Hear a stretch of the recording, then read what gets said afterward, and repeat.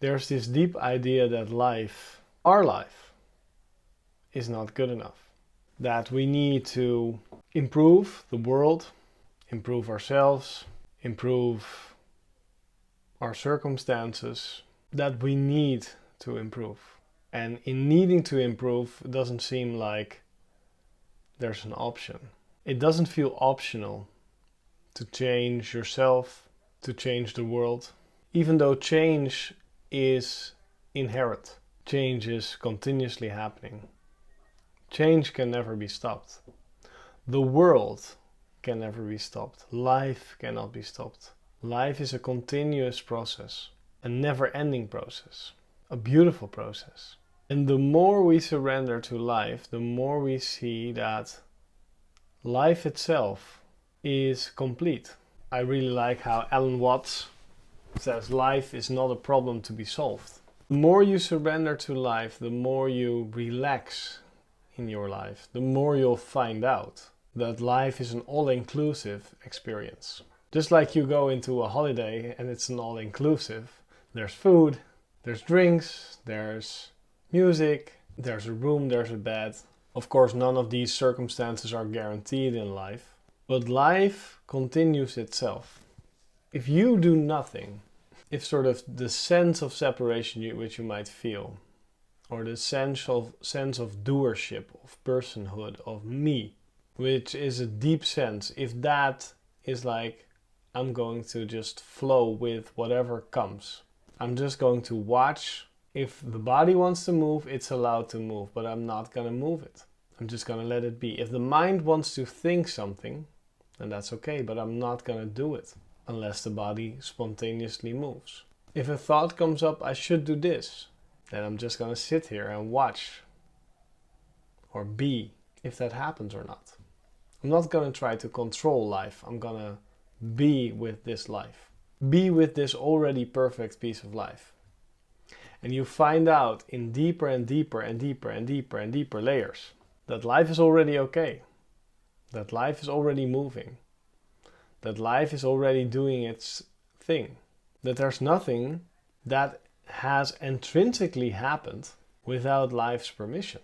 We think we're this separate person, and we think that separate person has free will and choice, and we think that free will and choice is actually something which, if we effort ourselves to try to do something, either mentally forcing the body to do something, mentally thinking about certain things, visualizing certain things, we think that we are in control, that we can force things into reality, that we as the separate entity can control reality. While the truth is there is no separate entity, right? We are all energy. We all are all one energy soup. And we do not have the power to force. And we don't need it, because this, which you and I are, this life, doesn't need to be forced. The wave cannot really influence the ocean, but does it need to? No. It doesn't need to at all. Because it's going fine. It's just doing its thing. So there is no problem to be solved in life.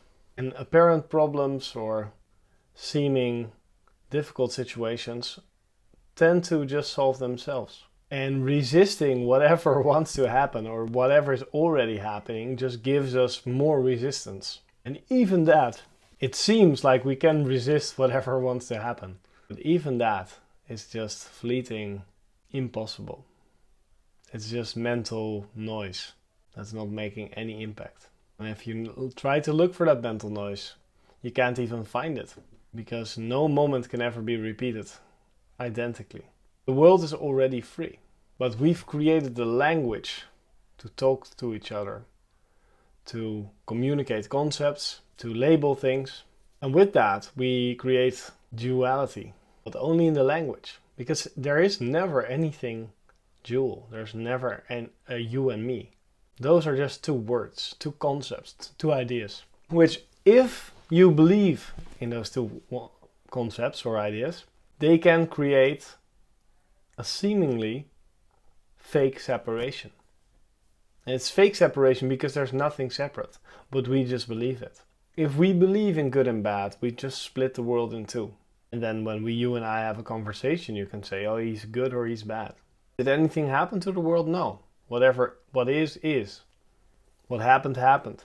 But if you deeply internally surrender, if you let go of all techniques, all tryings, all doings, all efforting, all grabbing, all analyzing, then you attain eternal peace. And it's not like it's not eternal peace as in you're going to sleep. Basically, peace, eternal peace is already here. But we just cover it with concepts, with ideas, with doings, with right and wrongs and opinions. We cover that which is already there. Freedom. Pure freedom. Even in captivity. Because no man can ever be captured. They can only capture themselves in their minds. By thinking they're captured, by thinking they're lost, by thinking they're in a prison. But only a body can be detained. A body can be confined, but a mind or a spirit can never be detained. But most of us are in a prison of our own minds, thinking that we are the circumstances of the body. And the difference in our quality of life has to do with our perspective on that circumstances. Wherever you go, there you are. If you have a bad situation happen to you and you go on this beautiful vacation, then even though if you mentally have something bad in mind, it's a bad vacation, right? So our perspective on life is everything. It determines the quality of life we have. And our perspective, if we break it down, has to do with the concepts or the ideas we believe in. And if we let go of those concepts, those beliefs, then there's freedom. And what does letting go in this sense mean? Letting go means not resisting.